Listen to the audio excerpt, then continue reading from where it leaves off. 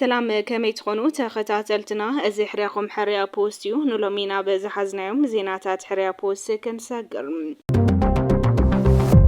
فلما جنهك عندك اندر استازيناتاتي كنقدم سراويت بزكايدو اوبريشن عاسر تتاشحات تكواسي ماري خيرو عبل علي حاموشت نقطع مرز ادما متقعتي تفتملهم اشحات حدش تعلمت سراويت ناب تقرأاتيوم ناب ملوكينات متاو دما مدلو قتللهم وشت 4 ورحي لعلي 3 سوميات تجري كاب سراح لغيقم مفرحن مأسرتن كلي قتللهم مواسنتي دو كعصون اغلغلوت الكتريك قارص توسينو بحاجز زبركتو 100 مليون دولار دما كملسون حاتيتلو زرزرلنا ابزي اتو زي بحالو دايخلت وتادرات امريكا شتا مايكم زخونه تحبيرو زبلون قالوت حدش تحابريتاتات حزنا لكم قريبنا لنا بقدامنت سراويت بزكايد اوبريشن عسرت تتاشحات تتكواسي ماري خيلهم ابلعلي حامشته نقطع مرزا دما متقعتي تفتملهم سراويت اثيوبيا اب كلل امحرا اكايد يبزبل اوبريشن لعلي 47 شحطيت متر يسوس حاوسو اشحات تتكواسي كما زمارخه اب زرغحو حبريت افليتلهم ازازي نايتي بسميناو مبرعت فلت كور برغادي جنرال طاهر سهليم اب كلل امحرا رايا قبو كوابتات امايا بايبوان هصبلتن ابلعلي حايلታት ፋኖ بزكايدو سرحيت عوت خمز قنعو قلتلهم باتي استخايد سرحيت امايت عطقات كمز دمسسن باشحات زغصر نايديش قانه مورتارن متريسوس طيتن اب قيد خمزتهم اب زوصو مغلص قلتلهم حايلታት ፋኖ بوغنوم مسي سراوت ኢትዮጵያ زوصو حابريتا زقارن حابريتا زرغحملهم حايلታት ፋኖ اب سمين ወሎን ደው ጎንደርን አካይድና የብዝበል ወስርሒት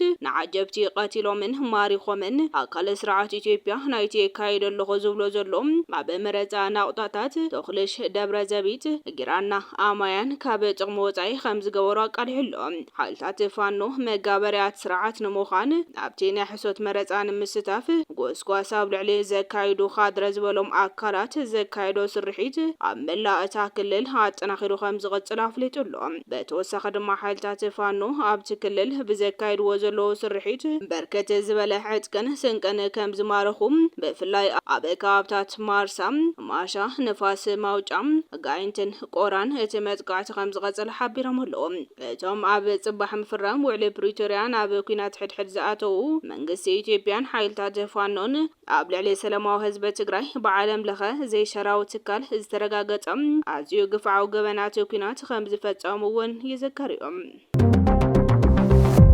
اشحات حدش تعلمت سراويت ناب تግራይ አትየሙልኦም ናብ ሙሉክናት ምእታው ድማ ምድላው ቀጥልሎም ቀድመ 3 መዓልታት ማኸል ወታደራዊ ታዕሊም በርሸለቆም ወታደራዊ ታዕሊም ወሲዶም ዝተመረቁ አሽሓት ወታደራት ሰራዊት ኢትዮጵያ እቶም ዝበዝሑ እቲ ስርዓት ንሰብ መኻይን እንዳገደደም ናብ ዞባ ምዕራብ ትግራይ ከባብታት ዓድረመጽ ዳንሻን ባዕኸረን ሕሞራን ከመዘጓዓዓዞም ምንጭታት ናረጋግጾም ኣለዎም ነቶም ሰራዊት መሰነይታ ዝገበረሎ برغادير جنرال مكونن منግስቲ ኣብ ዝኾነ ይኹን ፀባ ኣየር አቅማምጣ መሬትን ናይ ጽረ ሰላም ዝበሎም ሓይልታት ንምምካት ወታደራዊ ተልእኾ ከም ዝሃቦም ገሊጹሎም እዚ ኢትዮጵያ መቐጸልታ ናይቲ በሰሜን ምብራቅ ክልል ዓፋርን ክልል አምሓራን ትገብሮ ዘላ ወታደራዊ ምድላው በሸነኽ ምዕራብ ትግራይ ውን ተመሳሳሊ ሰፊሕ ናይ ሎጂስቲክን እግረኛ ሰራዊትን ምድላው ተካይድ ከም ዘላ ዘረጋግጽ ከም ዝኾነ ተሓቢሩ እዮም በፍላይ ኣብ ዝቕነ ሓደሽቲ ዕሉማት ብርሸለቆም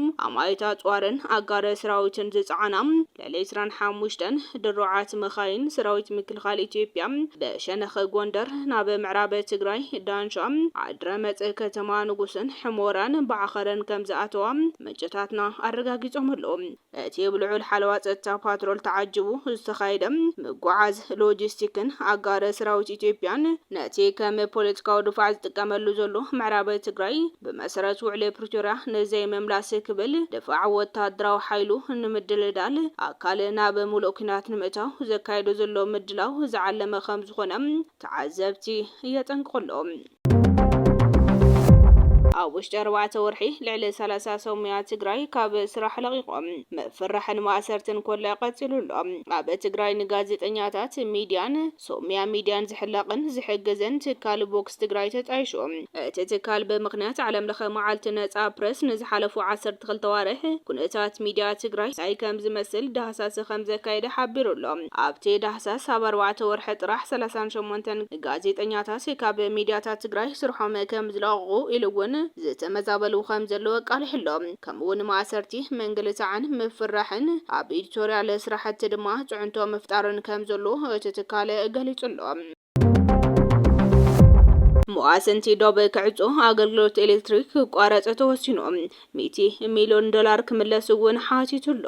ፕሬዝዳንት ቦትስዋና ዱማ ቦኮ አንጻር እቲ ኣብ ደቡብ አፍሪካ ዝነብሩ ዜጋታት ቦትስዋና ዝወርድ ዘሎ ግፍዕን ወጻተኛታት ሃገሩ ኣዋጅ ህጹጽ ኣዋጅ ኣውጅሎ ነሲዑ ድማ ዝተፈላለዩ ውሳነታት ዝወሰነ ኮይኑ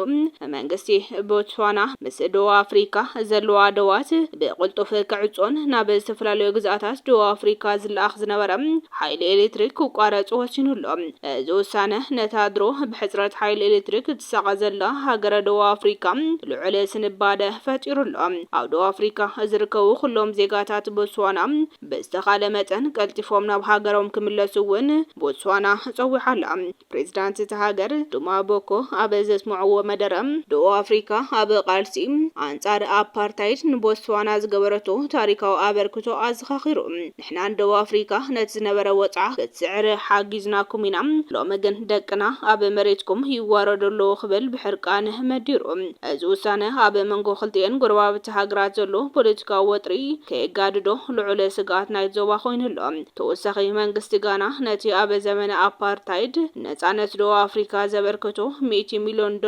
ንመምላስ ክስ ከም ዝጀመረ ተገሊጹሎ እዚ ገንዘብ ንኽምለስ ጋና ስለዝደለይ ዘይኮነስ ደም ዜጋታት ጋና ኣብ ዓዲ ማንዴላ ንኸንቱ ክባኸን ስለዘይትደሊ መንግስቲ ደቡብ አፍሪካ ኣብ ዲፕሎማሲያዊ መድረኽ ንመንበርካኽ ዝወሰደቶ ስጉምቲ ከም ዝኾነ ኣብሪሃ መንግስቲ ናይጀርያ ብወገኑ ኣብቲ ሃገር ናብ ዝርከብ ኣምባሳደር ደቡብ አፍሪካ ደው ኢሉ ብዛዕባ እቲ ኩነታት ህጹጽ መብርሂ ክህብ ከም ዝጸውዑ ማኽናት ዜና እቲ ሃገር የቃልሓሉ ኣብዚ ኣተው ዘይተባሃሉ ዳሃይ ሰራዊት ካብ ካምፕ ጠፊኦም ነቶም ዝጠፉ ኣባላት ሰራዊት ንምርካብ ሓያል ጻዕሪ ይካየደሎም ኣብዚ ኣተው ዘይባሃሉ ዳሃይ ክልተ ወታደራት ኣሜሪካ ሽታማይ ከም ዝኾነ ይሕበር ኣብ ሞሮኮ ካብ ዘሎ መደበር ወታደራዊ ማእከል ኣሜሪካ ክልተ ወታደራት ኣብ ጽዑ ወታደራዊ ልምምድ እንዳካየዱን ከለው ኣብዚ ኣተው ዘይበሉ ከም ዝጠፉ